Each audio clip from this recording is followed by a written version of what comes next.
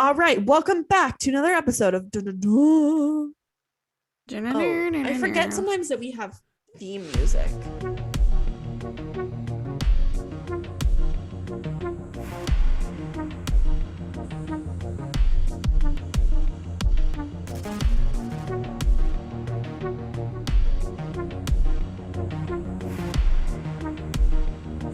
So I don't need to sing. Oh, yeah, you really don't. I do want to say. I'm just kidding. Hold on. Her name's Lori Vallow. That's what her name is. Yeah. The update. So normally we don't have true crime updates to like talk about at the beginning. We just talk about what has been a true crime incident in your own personal life. Mine is the zit that I popped on my chin that's now bleeding really bad. Luckily for everyone listening, you guys can't see that. But Actually, this is like awkward to tell you. This is the week we're going back to videos. No, I'm just kidding. okay, but for real, the true crime update this week, we actually have one, is that Lori Vallow and Chad Daybell, I believe both of them were indicted on murder charges. Mm-hmm. But then, like, literally less than 24 hours later, they declared Lori Vallow, like, not competent to stand trial or something, right? That's what I have an issue with. I wanted to see, we haven't talked about it yet, but I wanted to see what you guys thought about that because I think that's BS. Oh, it's totally. Like, yeah, I think they're trying to claim that nuts, she's like, but yeah. she can stand trial. Like, to be frank, I've seen worse. I've seen people that were way less competent to stand trial. And you know still what I mean? got like murder right, charges. If you were truly crazy, you wouldn't have been able to cover it up for that long. Yeah. Well, oh, totally. And also, like, she's crazy, but she's like doomsday prepper crazy, which, like, honestly, yeah, which is like mediocre crazy, right? And that's to me is not a clear line to like, oh, I'm prepping for doomsday and now I murdered both of my children. Like, no, exactly, like. So, anyways, we don't have to get too far into it, but it's kind of a good thing, obviously, but then like at the same time, if she's not going to be even stand trial, then I'm going to be annoyed. But anyway, we're going to be talking about a really fun topic this week again. Not really. Well, Caitlin's going to be leading it, but it's never fun. No, it's never fun. And this week is particularly not fun because it is part 2 of potentially 2 parts, but also could be potentially 3 parts of the Fred and Rosemary West case. So, Caitlin can take it away. Sorry, I kind of did the intro, but I wanted to talk about the Lori Vallow update. Yeah, so basically we're gonna kind of pick up where we left off in episode 1. If you haven't listened to episode 1, you might be really confused by where we're starting this episode, so maybe go back and listen to that one. But like more or less, I think the last thing that we talked about was how when Fred went to prison, Rose was like suddenly a 17-year-old mother of like 3. Jesus. So, and she, kind of emotionally abused the girls, and things are about to spiral downhill really quickly. And which, if I remember correctly, is exactly why we left off at that point, was because it was like, oh yeah, it's about to hit the fan. So yeah. Welcome to the it's about to hit the fan episode. Yeah. Well, so like I think the last thing we talked about was how Charmaine is on record as receiving like medical care on March 28th, 1971. She had like a puncture wound in her left ankle. We can kind of just assume that was from being beat or being restrained in some way. But that is unfortunately not, she didn't make it out with just that wound. On June 15th, 1971, Charmaine and the other girls, they all went to visit Fred in prison or jail or whatever you want to call it. This is kind of like the last time that there is evidence of Charmaine being alive. We believe that she was murdered like very shortly after that. The upstairs neighbors in their home on Midland Road, they were named the Giles, was their last name.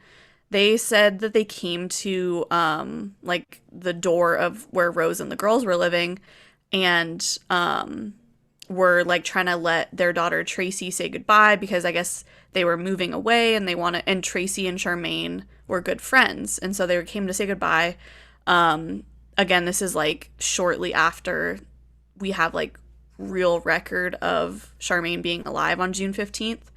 I guess apparently, according to the Giles, so Tracy is the daughter's name and her mom's name is Shirley. According to Shirley, Rose said that Charmaine had gone to live with her mother, and she said, "Bloody good riddance." And this is what she like told them in response to like in response to Charmaine not being there. Rose said bloody good riddance about it. Yeah. Well, yeah. Weird. Sorry. She said Okay. to Shirley, she went to live with her mother and bloody good riddance. Okay. Um, Very British of her, but okay. and British in the fact that she said bloody, not that she like killed her child. Sorry, Brits. Love you. and so Shirley, when she recounted this event, she says that she was positive that Fred was still in jail at that point. This is important because this, you know, insinuates obviously that Rose killed Charmaine by herself, technically. So yeah, Rose ended up using this excuse that Charmaine had went to live with her mom like several different times. Because I mean, any normal person would notice like, hey, you used to have 3 kids and now you only have 2. So I'm assuming she had to kind of explain it. But obviously like this excuse was good enough for everybody. Like nobody even suspected that anything had happened. We can, from this point, we're kind of just going off of what Fred later said, but when he got out of jail, he must have buried Charmaine's remains in the backyard, like right outside the back door at their the place they lived at. So Rose herself killed Charmaine, it's assumed. We're pretty sure that Rose did it alone. Yes. Ew. Just based on like the timeline, and we're pretty sure Fred was still in jail when Charmaine died. And I mean, fast forward to when they find all the remains, they found Charmaine buried in the backyard. And it also was later discovered that a couple of her bones were missing. This tends to kind of like, as we go, you'll see that this is not like a one-off thing, that they kind of kept some of the bones. Yeah. Anyway, at this point, Rose has killed one person. Raina, remember Charmaine's mom, she, for good reason, was kind of becoming worried about her children that were in the care of Fred, who obviously was not a good father, and then his 17-year-old wife. She might have been 18 at this point, I can't remember, but it basically, she went down to visit the kids one time and was never seen again. She most likely was strangled, and the details are a little bit fuzzy on this one, but we believe that Fred killed her, like, in the backseat of his car, like, strangled her, and that she was likely intoxicated when she died. And it also, like, seems likely that she was tortured, possibly sexually assaulted. This becomes, like, very much a MO of Rose and Fred. They like sexually assault and sodomize and do a lot of things to their victims before they actually kill them. It's like the worst kind of killing too. This is because like there's clearly no like nothing like set them off that like made them start killing. Like they like literally are just bad people and they're like, well, I guess it's time to start killing them. Like that was like the next step for them was just to kill people. Yeah. Raina's body ended up being dismembered and buried about a mile from Much Marcle. That's where they found her remains later on. But yeah, she was never seen again. So Fred and Rosemary married on January 29th, 1972. I can't remember if like they like annulled his marriage to Reina. I can't exactly remember because otherwise I feel like they'd have to like prove she was dead, and then that'd be like a little sus. But the wedding between Fred and Rosemary, there was only one like witness, and that was Fred's brother John, who is just about of a person, it seems like. You know what they say about men named John? They can't be trusted. They can't be trusted. Oh man. Anyway, yeah, so he was like the best man, and he was like the only adult there. He was the only witness. While Rosemary was pregnant, they moved to 25 Cromwell Street. And this kind of ends up being what is known as the House of Horrors. And there's all kinds of shit that goes on in this house on 25 Cromwell. It's a 3-story home, and Fred at the time bought it for around £7,000. I'm assuming this is like equivalent to like what it would have cost in the US, like dollar wise. I just found that detail kind of interesting. Many of the rooms in the home on 25 Cromwell were converted to like rental spaces. Like they ended up like having a lot of like lodgers and like I guess you could say like subletters almost. And this is kind of how they like funded their life. Fred actually built like a little kitchenette on the landing of the second floor where like a lot of the rooms were going to be rented because he didn't want the renters to come down to the ground floor where everybody else lived to like prepare food. Apparently the renters also weren't allowed in like the garden, aka the backyard. As like time goes on, it's like, oh, they weren't allowed out there because there was like definitely dead bodies buried in the backyard, but or the garden. Sorry, they're British. So on June 1st of 1972, Rose's daughter May June was born. um, did you catch that? The daughter was born on June 1st, and so they named her May June. I can't even make this shit up. That's the thing, guys. Like, I can't make this up. They should have named her, like, Gemini. I don't know. Like, that's like if you have a baby in December and you name your baby December. Like, it's the most unoriginal name you could think of ever. Yeah. No, it's kind of dumb. So you just like can't make that up. Like I'm trying to think of like the biggest like white trash person I can think of, and that's what I'm picturing, you know? And that's what you should be picturing because that was the case.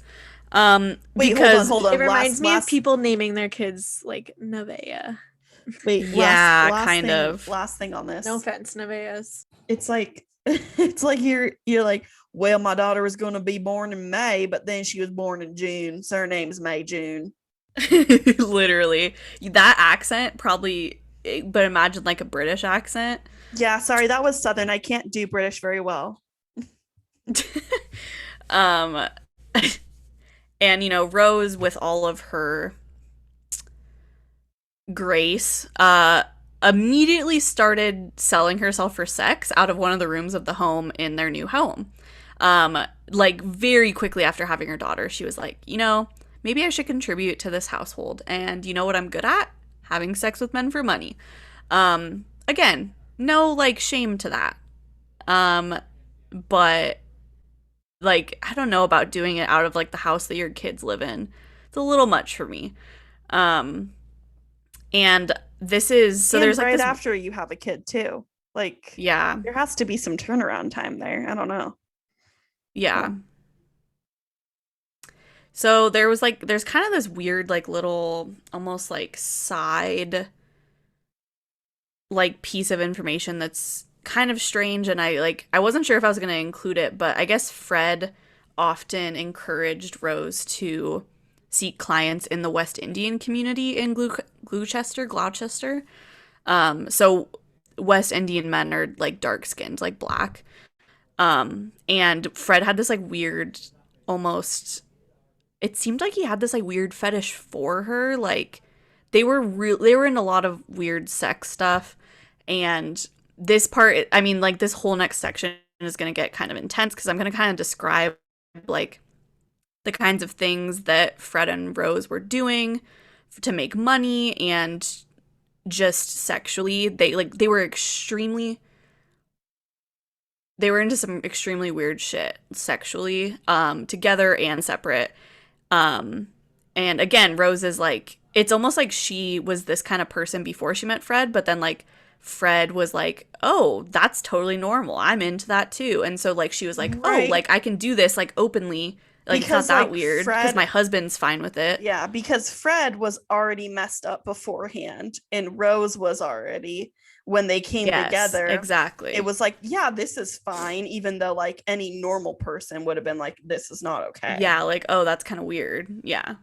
Um, so Rose engaged in several casual sexual relationships with men and women. A lot of them were renters, not all of them, but a lot of them were like renters at 25 Cromwell. And they Rose like regularly would brag that like nobody really satisfied her ever, and like every man that she ever like every woman and man that she ever had sex with like didn't really Wait, satisfy her. this is starting to sound weirdly like cultish, like when the cult leaders like, oh, everyone has to have sex with me because I've never had good sex and I want you to or I am the best person to have sex with, so you better experience it from me. Like it's Well, so and culty. again, let's be clear, like these renters that she was having sex with, like they some of them were paying her, some of them it was like almost like she was really into sex with everybody, anybody. She did a lot of weird things with sex. She liked to have really like brutal sex with her female partners. She often would like choke them to the point of unconsciousness, and would kind of like push their limits on using like large sex toys and dildos on them. She was really into basically like raping her female partners, right? Like she was really into kind of like what's the word I'm looking for? Like Essentially, she was getting her thrill from like feeling like she was raping them, kind essentially. of, and like, you know, making them extremely uncomfortable. Like that's what got her going was her sex partner being uncomfortable. Um Which is which I've interesting in this case. First, I do want to mention like obviously like she's a woman and you don't hear about that very often in yeah, like no, cases like this, exactly. like, and I think that's one of the reasons She was super sadistic. why Yeah. this case is super well known, is because like typically you do not hear about this stuff with women. With male like serial killers and serial rapists, like this is normal, this is just another day in the world, but for them, but like you just don't hear about it with women, so maybe that's why this case is like so well Yeah. known. Yeah. Well, and she was like I don't know, she was the epitome of I'm into weird sex shit. Um the so Fred and Rosemary like as a couple, um they often would like have sex with the renters or clients together, so they would kind of like again like they were really into a lot of in extreme like sexual deviancy. And I hate to say deviancy almost because there's nothing weird about like threesomes or foursomes. um but a lot of these they kind of took it to the extreme, right? Like they collected a lot of like bondage and restraint devices. All of this was like found in the home at 25 Cromwell. They the collection of sexual pornographic material. 1 second. I'm sorry. Every time you say Cromwell, I think of Halloween Town, Halloween and like Town, me it too. really is just messing with my heart. I really don't want. Maybe we could just call it C Street. Like I really don't want to ruin Halloween Town for myself or for any of our loyal fans. So, I mean, we could call it the House of Horrors because this is the house that like ended up being kind of nicknamed the House of Horrors. Um, anyway, they kind of amassed this crazy collection of porn, for lack of a better word.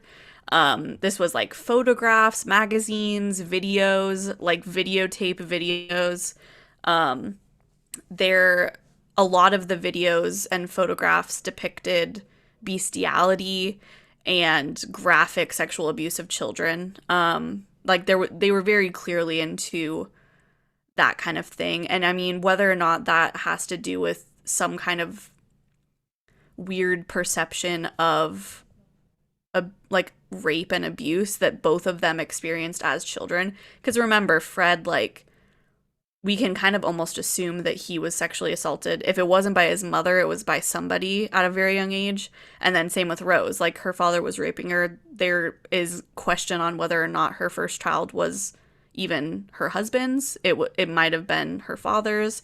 They were really into watching other children suffer like they suffered, which is a really weird turn of events from, I don't know, that's like a weird thing to come out of being abused yourself, is like wanting to watch other people be abused. But that's Right, exactly what they were into. you would think it would be the opposite.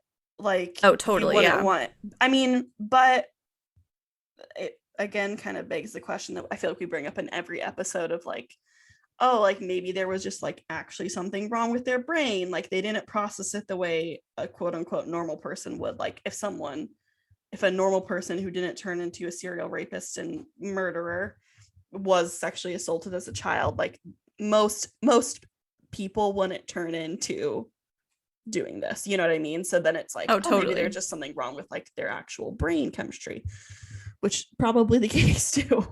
Okay, so the room in the House of Horrors that Rose entertained clients in, it was like nicknamed Rose's room apparently by like a couple sources. It actually had like several like peepholes because Fred was really into voyeurism. He liked watching Rose entertain clients. And also, in addition to all of the crazy like sexcapades that Rose was on, she also had complete control over the household finances. Like, it seems like Fred kind of wanted her to. And, like, it's so weird because I feel like in this situation, somebody like Fred, you would think he would end up with somebody, like, super submissive and super. I don't know. I'm trying to think of, like, a word for it, but Rose was, like, not that. Like, she took Fred's aggressiveness and dominance, like she took all of that and like matched it more or less. Like she was just as dominant and aggressive as him, if not more. And yeah, again, she kind of controlled all the money coming in and out of the house. And I mean, a lot of the money coming into the house was from her prostitution. So the room that I'm going to talk a little bit about Rose's room.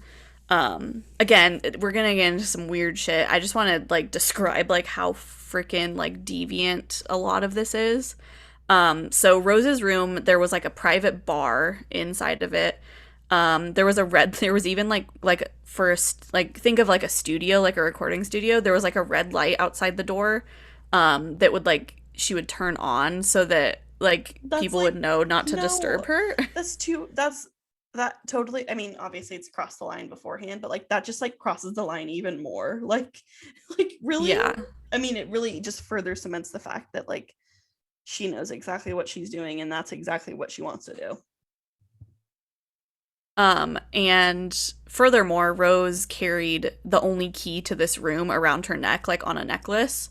Nobody was allowed in there except for her clients. Fred installed like a separate doorbell that the clients were supposed to ring when they came to the house. Yeah, they had like this whole like business almost set up out of this house where eventually multiple children are going to be living there. And a lot of the money that Rose brought in from being a prostitute was kind of used to like make renovations on the house to make it more like renter friendly, because remember they were renting out most of the bedrooms at this point, to like make money, and they spent a lot of money on making it more renter friendly. So by 1977, Rose's father Bill kind of like begrudgingly like started liking Fred sort of by then. Like he kind of was like, whatever, like they're married, they have kids, like there's nothing I can really do about it. And I think he like had this like weird respect for Fred, which I mean, again, remember, Rose's father like sexually assaulted her multiple times, possibly Right, impregnated exactly. her. So Not like, is surprised. his opinion that important? Absolutely not. Um, and I guess at one point his name's Bill. Him and Fred opened a cafe together, like as like a joint business venture. They called it the Green Lantern. Super weird again, but it soon became insolvent, meaning not profitable anymore.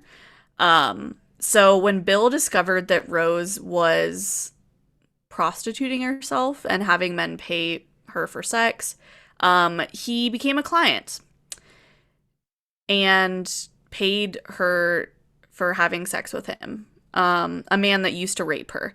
And again, I'm sure by this point, Rose's perception of her father was so fucked up that she probably didn't even really think twice about it. She's probably like, well, if he's gonna have sex with me anyway, maybe I should Get have paid. him pay for it, you know?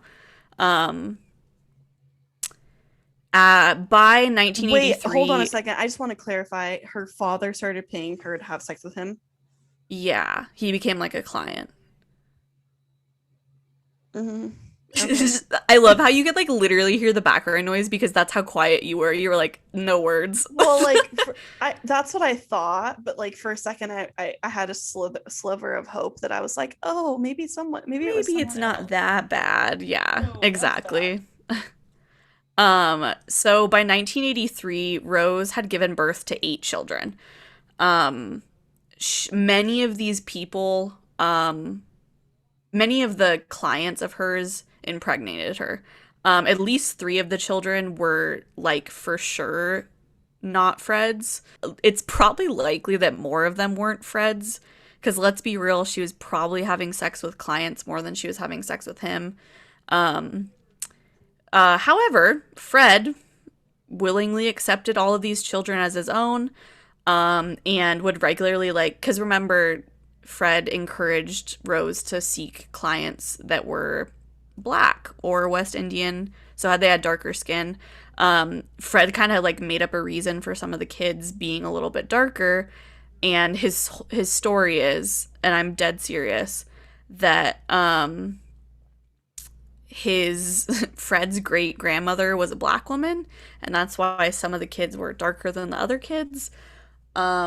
Not because they straight up just weren't his biological children. Okay. So I'm still trying to get a hold of like who Fred is because like Rose is pretty like straight up bad person.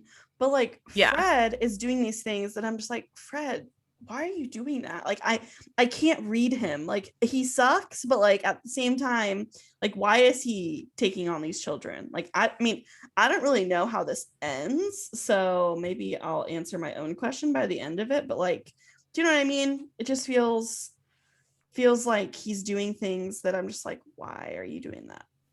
Yeah, and again, I think it's just so interesting to me, and I don't know why it's so interesting to me that like for as intense as Fred was, like Rose was just as intense. Like um and another quick trigger Even warning, we like are gonna go ahead. sorry, even like you said before where you mentioned that like it's almost like because Fred was so dominant, Rose was like, well, fine, I'll be more dominant. And Hmm. so then it was like Fred like took a step back and he's like, okay, I'll be like the submissive one in the relationship. And he's like, I'll raise these children as my own. Like it's just like weird because at the beginning of the story, when you first started talking about Fred, I was like, Fred's the worst person ever. Like he'd go and kill everybody. But like now it's almost like Rose is the mastermind and he is like not, which is not how I Well, was and like expecting this to go. I mean, that's not technically the case. Like they were both like shit people for sure, but they were just like I totally agree. so Yeah. equally matched in their shittiness. Like that's the crazy thing to me, I think, is like They're both really these two evil people people. found each other. Like that's the crazy thing to me, right? And again, another quick trigger warning because we are kind of transitioning. We're going to be talking about child abuse for a little bit here. pretty severe child abuse. So if that's not something you want to hear, I mean, you could probably safely skip ahead 20 minutes. As I leave the call. I'm just kidding. Yeah, right, exactly. So again, Rose had 8 children of her own, over the years, and they really put them to work in the household. Most of them, by the time they were 7, had like daily chores to perform around the house because it's a big house, it's a 3-story house. It was probably getting dirty quicker than the normal house because, first of all, there was several children, there were several renters. Fred and Rose didn't seem like housekeeping type. And the kids were rarely allowed to like hang out with their friends outside of the house. Like the kids, like the friends could come over to their house, but Rose and Fred kind of wanted to keep like their eye on the kids and like almost like they wanted to make sure the kids weren't being like, "Hey, mommy is a prostitute," or "Hey, like mom and dad are beating me." Like they kind of wanted to like have control over them, and so they refused to let them out of their sight except for going to school. So there was a lot of really strict rules inside of the house as well, and the kids were beaten. Like almost always the punishment for not following a rule was getting beat, or for not doing your chores correctly, beat. The children like the children were pretty much like constantly afraid that if they did something like even remotely wrong that they would get beat. It seems like Rose was the major, like, what's the word? She's bad cop. Yeah, Rose did a lot of the beating, it seems like. I mean, Fred did it as well, but Rose seemed like she was really a fan of physical punishment. The violence apparently on Rose's end, and like a lot of the kids will go on to say this, always seemed like random and irrational. Like she would just randomly decide like, "Hey, you did something to make me mad. I'm gonna beat the shit out of you." And Rose, let's be real, Rose like really enjoyed beating people up. Like that she like got like a sick gratification from it.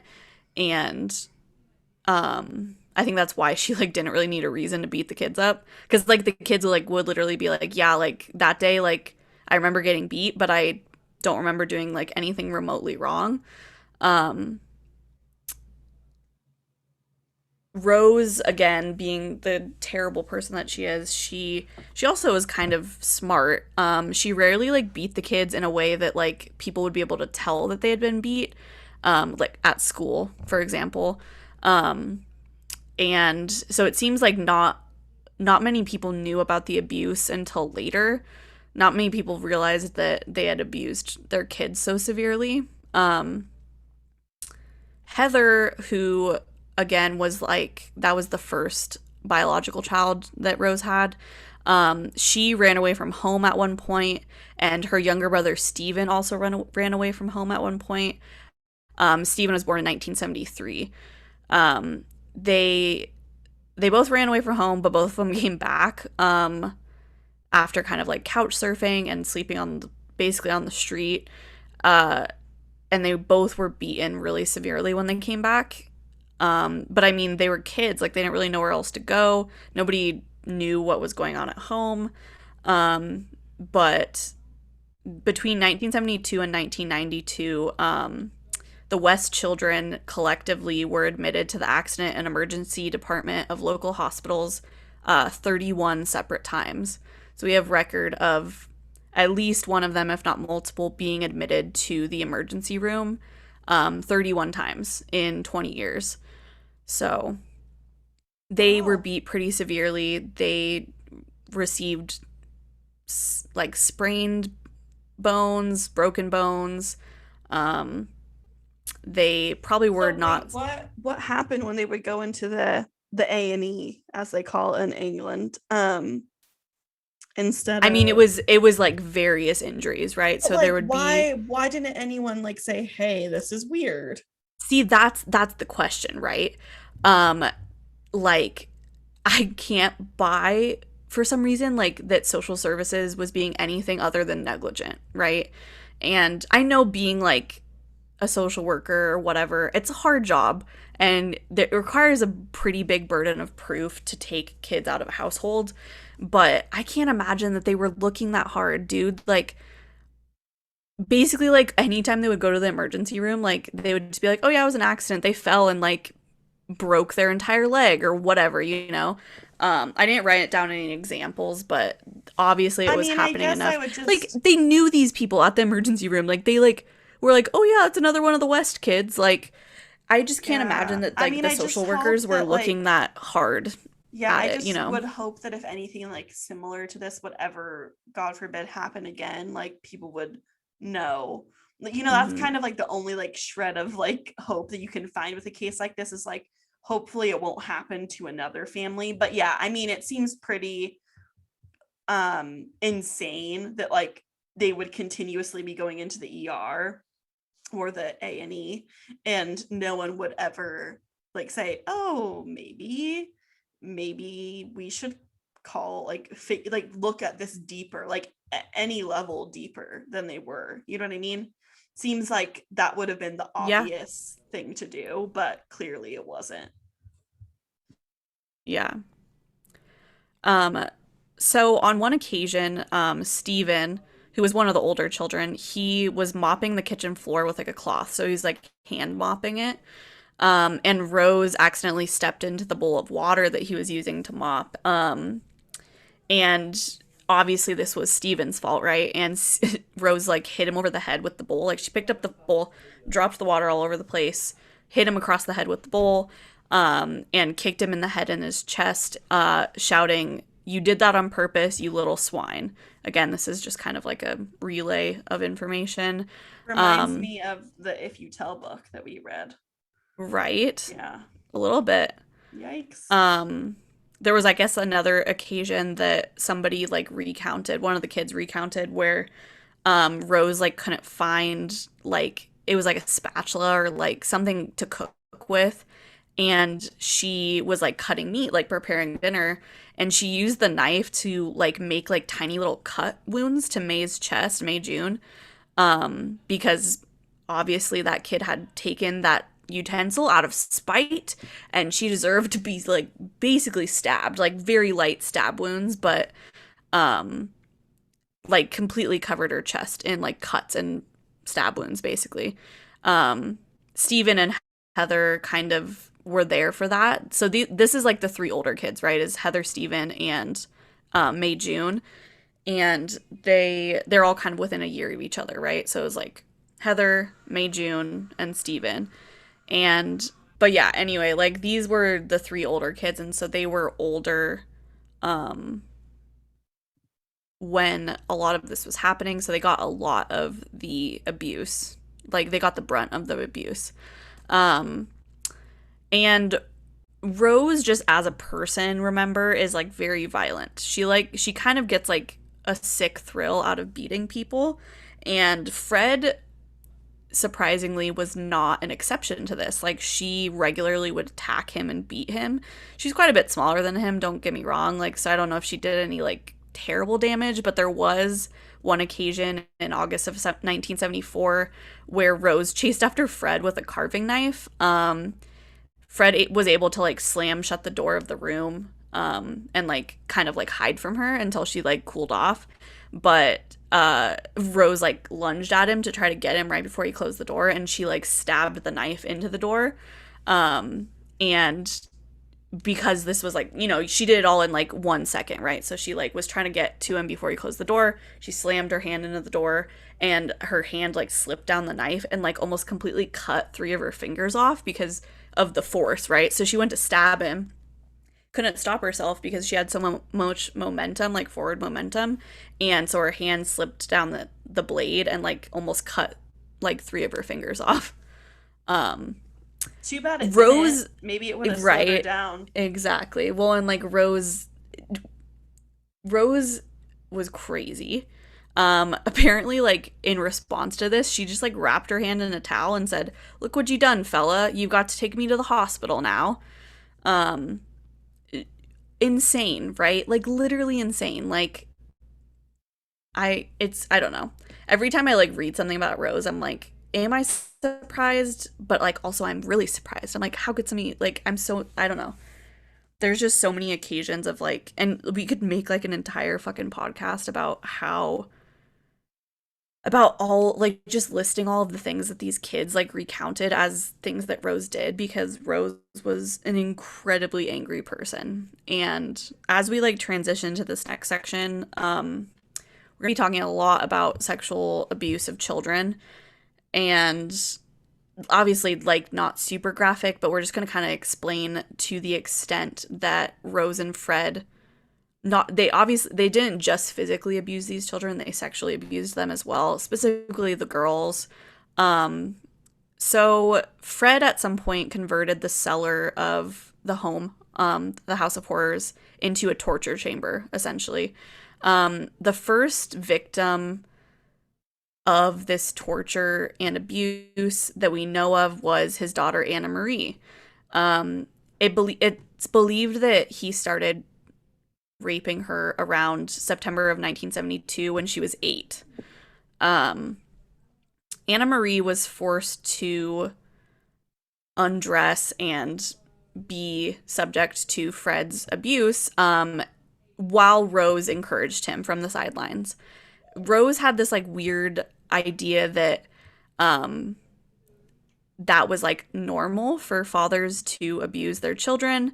Obviously, this isn't like obviously that's not the case, but because she had experienced it, she very much like when Fred expressed interest in raping her daughters, like she thought nothing of it, basically. Anna Marie was regularly forced to submit herself to Fred. And Rose was like the biggest proponent of this, right? Like Rose had this weird idea that that's what girls do. And like it was so normal that when these girls hadn't even reached puberty, but were like almost pubescent, that he should just that's like a normal thing for a father to do. Rose even at one point said to Anna Marie, like, quote, "I'm sorry, everybody does it to every girl. It's a father's job. Don't worry and don't say anything to anybody." Um, Basically, it seems like Rose had just as much fun, and I hate to use that word, but like more or less that's the right word, degrading Anna Marie and sexually, physically. She often would like bind her to various pieces of furniture, um, to hold her there while Fred raped her. Um, she often like was forced to wear skimpy clothing around the house while she was doing chores, and this was like Rose forced her to do this. Um, at age 13, Anna Marie was offered to Rose's clients, and where Rose claimed that Anna Marie was 16. Um, Rose always would stay in the room while the clients raped Anna Marie to make sure that she didn't reveal how young she was. So she was essentially getting like this weird gratification out of watching other people rape her daughter. Um, and again, I want everybody to keep like some of this, just this concept of Rose being like evil in mind, because she definitely tries to like backtrack and kind of downplay her involvement in all of this, right? Um, I there already was one said she's occasion like the that, mastermind. I already said that. So like as yeah, long as they listen to me. yeah, right, yeah. Hannah was right, kind of. So, Rose, I guess on one occasion, took Anna Marie to a bar, and like forced her to get really drunk. Fred picked him up in his van, and while drunk, they raped their 14-year-old daughter, like together, cohesively, because that's pretty much the only thing they could agree on, was that they thought raping their children was okay. Um, so from here on out, we're going to kind of be talking about all of the people that Rose and Fred collectively killed, right? Because they weren't just terrible to their children, they were terrible to everyone, including like helpless victims, essentially. Because like anybody that they thought that they could like attack and get away with it, they did because that they got a sick pleasure out of it, right? So in October of 1972, the Wests picked up a 17-year-old hitchhiker named Caroline Owens. They offered her a job as a nanny in their home. At this time, they just had the three children. And at first, it kind of seemed like that's like what they wanted Caroline to do was just like be the nanny for their children. Um, Owens ended up living while she was a nanny in the same bedroom as Anna Marie, right? So they kind of like bunked together. Rose told Caroline that she was a masseuse and that was her job and she worked out of the house. And Fred apparently, according to Rose, this is what Rose told Caroline, Fred was a skilled abortionist. And this gave them many opportunities to Such a offer their weird. services to Caroline, right? So like Fred would just in passing be like, "Hey, if you ever need an abortion, I got you." How Or like Rose would weird. be like, "Hey, if you ever want a massage, I got you." Like they used this to like and any normal person and Caroline like was like this is kind of fucking weird. Like they I think she got the vibe that they were weird and I just sometimes like I kind of wish that she had like gone with her gut instinct, right? Like um he at one point Fred said to Caroline, you know, like a lot of times when I perform these abortions on these women, they're so excited with how good of a job I've done, they offer up sex like as a like in gratitude, right?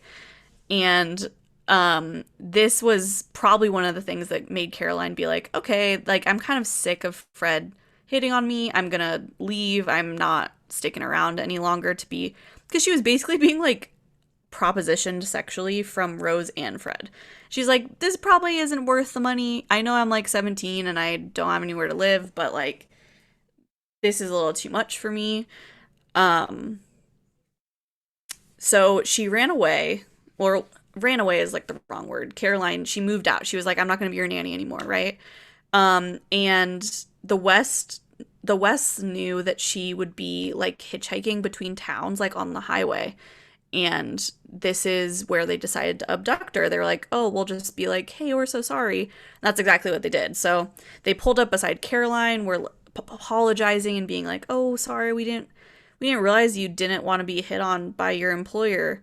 Um, and Caroline kind of thinking like it's almost like she thought that she was overthinking it, right? Like it's almost like she was like, oh, like maybe they're not that bad, right? She got into the back of Fred and Rose's car alongside Rose. So on the drive back to the House of Horrors, Rose started like groping her um, and trying to kind of like sexually proposition her. And Caroline was like, no, I'm not into that. Like, let me out. And Fred was like, wow, you're such a bitch, knocked her out. Um, I guess Caroline later said that she was given a drugged cup of tea while in the House of Horrors, so after they picked her up. And she was gagged and subjected to prolonged sexual assault from Fred and Rose. Fred, I guess, at one point said that her clitoris was, quote, unusual, and he whipped her genitals with a leather belt to torture her, essentially. Um, How would Fred know that? Fred has literally never been with any woman. literally. And Fred, who are you to tell a woman that her clitoris is unusual? So yeah, so while Fred was essentially beating her and mutilating her genital area, Rose, on the other hand, was smothering her with a pillow and performing cunnilingus on her, non-consensually, obviously, because she was extremely drugged at this point. Um, Probably coherent and still awake because she remembers a lot of this and she was able to recount it, but she was in no way like consensually doing this. Um, and I guess at one point she says that she kind of was like, started to be kind of afraid of them. Like she was like, man, these people are obviously crazy. They probably have no issue just killing me. So she kind of just waited for them to stop, essentially. And the following morning, Owens, um, the following morning after this attack on Owens, the children knocked on the door of the room that she was held in, because they had heard her screaming all night, right? To keep Caroline quiet, Fred threatened that he would lock her up in the cellar if she told anybody what had happened, let alone the kids, because the kids were kind of freaked out because they'd heard her screaming all night. And Fred also said that he would allow his, quote, black friends to abuse her, and that when they had finished abusing her, he would bury her body beneath the paving stones of Gloucester. So Fred gave Caroline obviously adequate. Fred gave Caroline adequate reason to be afraid of telling anybody what had happened. Not to mention, I'm sure it was like kind of embarrassing for her to be like, yeah, like my former employers like sexually tortured me and raped me. You know, like there's a level of embarrassment that goes along with abuse. Fred also said later that Caroline was mostly there for Rose's pleasure, and that he had also allegedly killed hundreds of girls. There's not a lot of like backing to that. It doesn't seem like he legitimately killed hundreds of girls, because there would probably be more of a paper trail for that, but he basically is later on he ends up kind of like bragging a lot about like the things that he did to women, and this includes like the things that they did to Caroline, right? So Fred, after all they did to Caroline, asked her if she would consider being the nanny again. And Caroline, being kind of terrified and being like, well, if I say no, are they going to just kill me anyway? She was like, sure, whatever. She, like, immediately, as soon as she was like, yeah, I'll do that, she started, like, vacuuming the house to kind of try to, like, convince them that, like, she was totally okay with them doing that. She later, pretty soon after this, escaped. Rose and her went to the laundromat, and she was able to, like, run away. Again, Caroline, obviously, like, super embarrassed and ashamed, like, didn't say anything about it initially. Like, there were several months where she didn't tell anybody what had happened. And, however, eventually she confided in her mother and was like, hey, they drugged me and tortured me. Her mother convinced her to go to the cops. The Wests collectively were charged with assault, indecent assault, actual bodily harm, and rape. Fred somehow was able to convince the magistrate that Caroline consented to everything, and she was just embarrassed, and that's why she was saying it wasn't consensual. This seems this is kind of weird for several reasons, but mostly because Fred like had a large criminal history. Like, he had a pretty decent sized record, a lot of which the things on that record were him raping women or like sexually assaulting women. So by the time that the case was supposed to be tried on January 12th, 1973, Caroline no longer wanted to testify against the Wests, and so they got off scot-free, essentially. Well, not completely, but they did get a 100-pound fine for indecent assault and causing actual bodily harm, but more or less they like were just like allowed to go home. Caroline at one point attempted suicide when she realized that they were not going to be punished and that they just got to like go home to their children. I can't imagine how like terrifying it was on her part to know that they like were just out in the world like living their freaking lives after they had done that to her. And it sucks because, I mean, this is like pretty consistent with even like our law system today. Like, if the victim doesn't want to testify, like, there's not a lot the court can do about it, because No, that's exactly what I was that's like thinking. pretty much the only evidence that there is, right? You know, Or right when you said like that he convinced the people that like it was consensual. I was like, yep, that sounds about right. Like, that sounds like what happens every day. Even now, especially like because 30, no, 50 years later. yeah.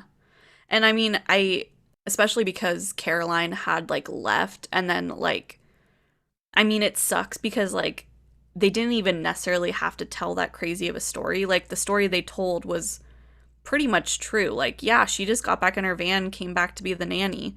Like, and then, oh, she also was really into, she like expressed interest to have sex with me and my wife. Like, it's not even like they had to embellish it that much. It was just like perspective. And it just sucks that nobody was able to give Caroline's perspective because she was so traumatized. Um, and some people think that, like, this was kind of this kind of empowered them a little bit because they got away with it. And they're like, wow, what else can we do to fuck some women's lives over and not get any retribution for it, essentially? Rose gives birth to Stephen in August of 1973. So she, by the time that they kind of were kind of done with this whole Caroline fiasco, for lack of a better word, she was pregnant with their first son. So I think this is a pretty good place to stop. Um, I thought we would get to the murders in this episode, but we there's a lot to go through, and so we're gonna kind of make the third and final episode of this saga like kind of like the finale, right? Where it's probably gonna be pretty long. Hopefully you'll come back and tune in with us. Hopefully this didn't bore everybody out of their minds.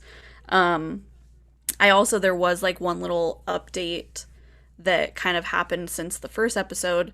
I don't know if anybody remembers, but we were talking about Mary Bastholm, who is like a victim who is believed to have been killed by Fred just because of location and proximity to him at the time. Oh, yeah, I They remember. just recently searched a cafe where she was known to work. And I found like a news article from May 21st of this year that said that they didn't find any remains in like underneath the cafe, like in the cellar. And this has kind of that was like a pretty big lead apparently that they were chasing at the time.